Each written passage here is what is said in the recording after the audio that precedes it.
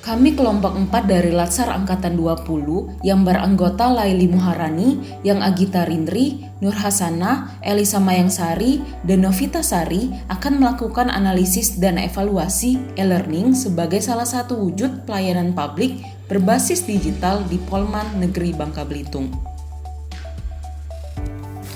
Politeknik Manufaktur Negeri Bangka Belitung atau disingkat dengan Polman Negeri Babel memiliki beberapa program pelayanan publik yang sudah berbasis digital di beberapa unit pelayanan publik. Salah satunya adalah e-learning dengan URL http://elearning.polman-babel.ac.id. Tentu kita sudah familiar dengan kata ini, bukan?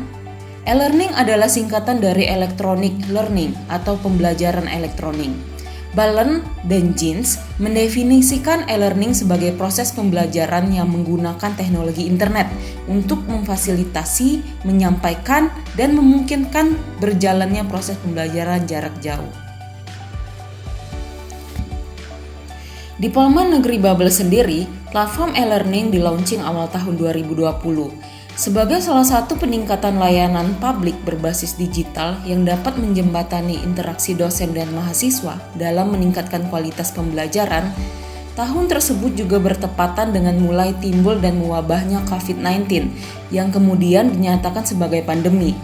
Tentu ini bukanlah suatu kebetulan semata, namun lahirnya e-learning sendiri di Polman Negeri Babel dapat menjadi salah satu solusi terbaik dalam dunia pembelajaran Polman Negeri Babel yang awalnya tatap muka di dalam ruangan dan diberlakukannya pembelajaran tatap muka terbatas dengan interaksi yang terbatas pula. Platform e-learning menjadi angin segar bagi para dosen dan mahasiswa dalam melaksanakan perkuliahan saat itu.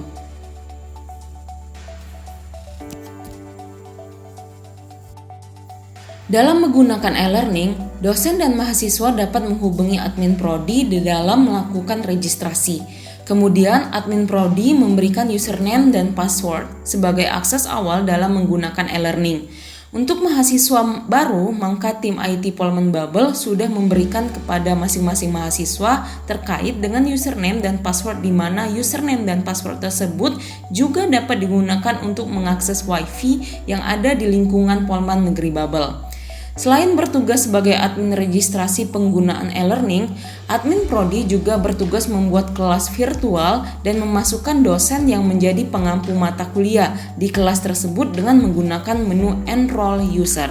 Setelah melakukan registrasi, dosen dan mahasiswa dapat menggunakan e-learning dengan mengetik URL http://elearning.polman-babel.ac.id. Ini adalah tampilan awal e-learning yang akan digunakan. Kemudian klik tombol login yang ada di pojok kanan atas untuk memulai mengakses e-learning. Dosen dan mahasiswa harus memasukkan username dan password yang sudah diberikan oleh admin saat melakukan registrasi dan klik tombol login. Sebagai tanda bahwa dosen atau mahasiswa sudah masuk ke dalam e-learning, dapat dibuktikan dengan adanya nama pengakses di pojok kanan atas, kemudian klik nama tersebut dan akan muncul daftar mata kuliah yang berlaku pada semester tersebut, beserta nama dosen dan pengampu. Kita memilih mata kuliah sesuai dengan mata kuliah yang diampu. Sebagai dosen atau mahasiswa memilih mata kuliah sesuai dengan mata kuliah yang diambil di semester tersebut, beserta nama dosen pengampu mata kuliah Misalnya kita pilih mata kuliah Sistem Cerdas dengan dosen pengampu yang Agita Rindri. Sebagai dosen, untuk memulai pembuatan rangkaian perkuliahan berdasarkan topik, maka dapat dilakukan dengan cara mengklik Turn Editing On. Kemudian, kita klik tombol tambah untuk memulai pembuatan topik. Ketik nama topik di kolom section name, misalkan materi minggu 13, dan menuliskan ringkasan dari materi tersebut di kolom summary. Dosen juga bisa menyematkan link video YouTube atau link referensi lain sebagai tambahan referensi belajar mahasiswa. Kemudian klik tombol Save Change.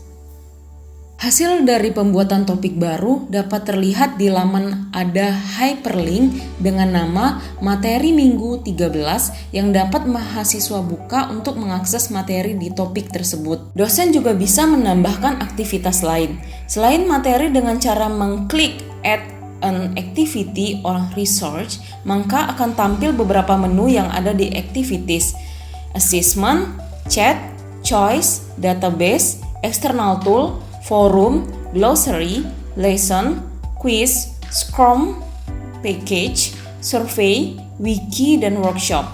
Dan research, book, file, folder, IMS content package, label, page, URL. Menu yang biasa digunakan oleh dosen dalam e-learning adalah menambahkan file paparan berupa video, PowerPoint, atau PDF, dan menambahkan teks tugas dengan menggunakan menu assessment. Seluruh tugas yang mahasiswa kumpulkan dapat dilihat di laman e-learning dosen, mulai dari tanggal pengumpulan tugas tersebut dan unggahan tugasnya. Tugas yang dikumpulkan oleh mahasiswa juga bisa dinilai oleh dosen di e-learning, dan mahasiswa dapat melihat nilainya jika dosen berkenan dengan cara dosen mengatur pengaturan dalam penilaian.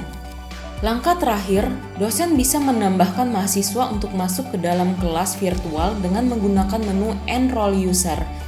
Mahasiswa yang sudah dimasukkan ke dalam kelas virtual dapat mengakses seluruh materi dan tugas yang diunggah oleh dosen. Keefektifan dari penggunaan e-learning di Polman Bubble sendiri masih belum optimal. Sebagian besar dosen masih belum terbiasa dalam menggunakan e-learning. Banyak yang berpikir bahwa menggunakan e-learning membuat kinerja dosen dalam pengajaran menjadi lebih banyak dibanding dengan semua aktivitas dilakukan secara manual. Padahal, dengan segala kemudahan akses dan banyak fitur yang bisa dikembangkan untuk meningkatkan kualitas pembelajaran, mestinya membuat setiap pengajar terbantukan, baik dari segi persiapan perkuliahan, dokumen perkuliahan yang tersimpan secara digital dengan baik, dan mahasiswa menjadi dimudahkan dalam mengakses materi dan tugas dari perkuliahan yang dilaksanakan. Jika kita lihat dari fitur-fitur yang tersedia dalam e-learning, mestinya banyak hal yang bisa dibuat untuk meningkatkan keefektivitas perkuliahan dengan pembelajaran blended learning. Dosen terfasilitasi untuk membuat perkuliahan menjadi terencana dan terarah. Kemudian mahasiswa menjadi puas atas apa yang sudah disediakan oleh dosen dalam e-learning, sehingga mahasiswa menjadi lebih siap untuk belajar. Tentunya, pemanfaatan e-learning akan optimal jika user juga dapat memahami dan menggunakan semua piranti yang ada dalam e-learning, sehingga perkuliahan menjadi bermakna. Pemanfaatan e-learning sebagai pendukung pembelajaran tatap muka di kelas membuat apa yang ditargetkan mestinya tercapai sesuai dengan rencana perkuliahan yang sudah dibuat. Mahasiswa menjadi terbantu dalam belajar karena dapat mengakses e-learning di laptop dan smartphone. Dengan adanya e-learning, belajar dalam dilakukan mahasiswa dimanapun, kapanpun, dan dengan siapapun. Mahasiswa yang merupakan pengguna jasa dari tugas ASN sebagai pelayan publik menjadi puas dengan lahirnya pembelajaran yang sudah terdigitalisasi dalam bentuk e-learning. Namun, layanan ini masih perlu ditingkatkan lagi.